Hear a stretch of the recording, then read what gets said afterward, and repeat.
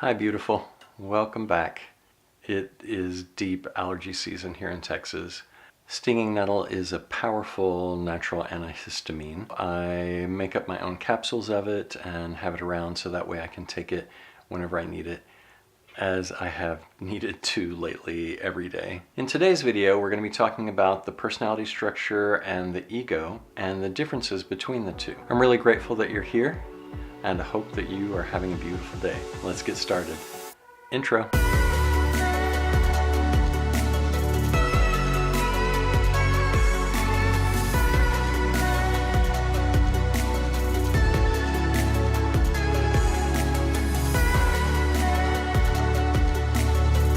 Well, here we are at the Antique Rose Emporium near Brenham, Texas. It is one of my favorite places to go to.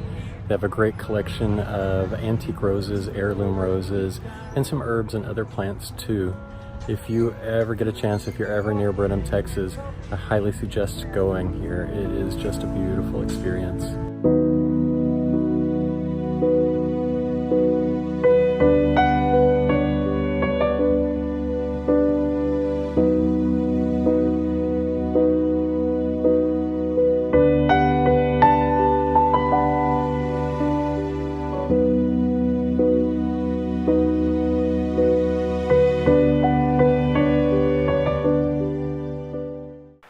Oh, you monster, you. Whoa. Give me the kisses. I love you. Yes, I do. You want down?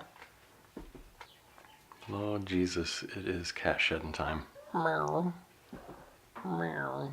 So, what exactly are the personality structure and the ego? And what are the differences between the two? Well, let me start by explaining. There is the awake awareness, which a lot of people call the true you, what you really are. That is what's looking out of your eyes right now and is aware of everything that's going on. It's not thinking about those things, it's just aware of them. Then there is the mind that does all the thinking about everything that it's aware of. And then within the mind, there arises the personality structure, which is basically a collection of just loops and patterns that have coalesced into forming a sense of self. There's not actually a being there. It's just a collection of yeses and nos, I like and I don't like, all coalescing together to create something that feels like you. And then arising out of that is what is called the ego. The ego is a collection of patterns and drives within the personality structure whose prime mission is to protect and strengthen the sense of self. It's the patterns that bring about pride, bring about judgment, bring about arguments with others. It creates suffering within you and a sense of drama.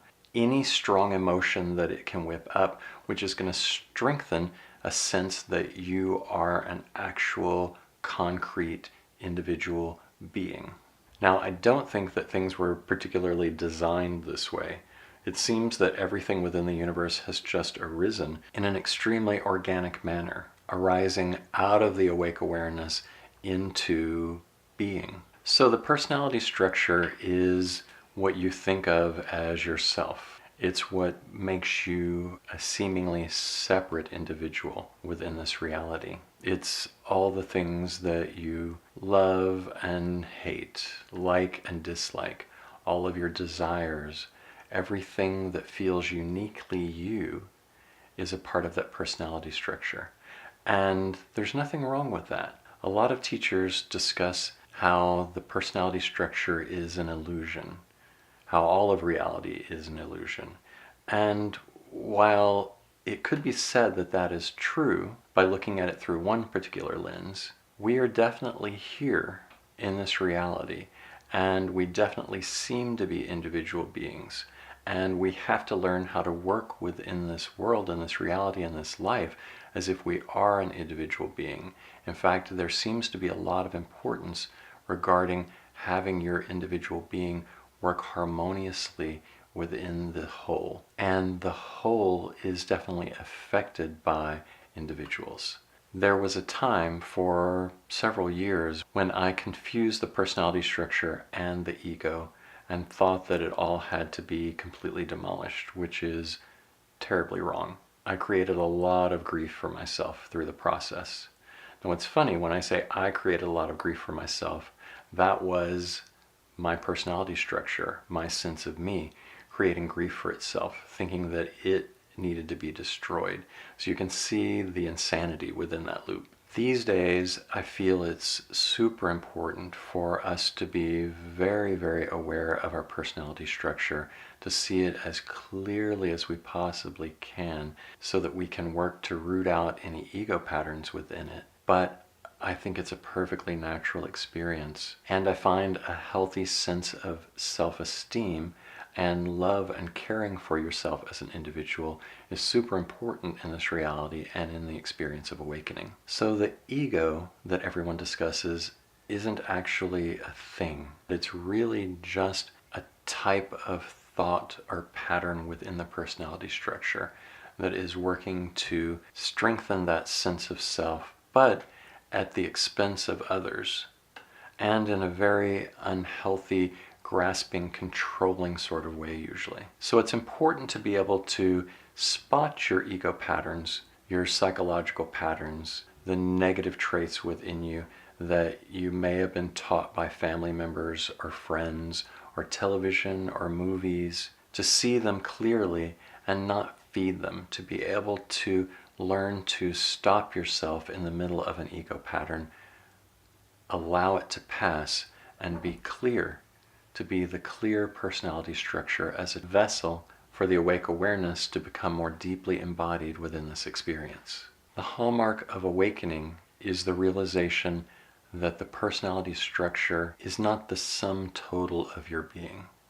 And in fact, it's a very temporary construct that will dissolve just like everything in this realm of the relative does. I find the greatest key to facilitate spotting those ego patterns and having a healthy personality structure is meditation. I find daily meditation vital for me to be able to keep an even keel and stay clear and rooted in awareness. Awesome. Thank you again for watching. Please like below if you like this video. Leave me any questions and comments. What's your experience with all of this? Do you resonate with the things that I'm sharing with you? If so, let me know. I'd love to hear from you. Also, be sure and subscribe and hit that notifications bell so you don't miss a single video. I'm really grateful that you're here. I love you very much, and I hope that you are having a beautiful day. Peace.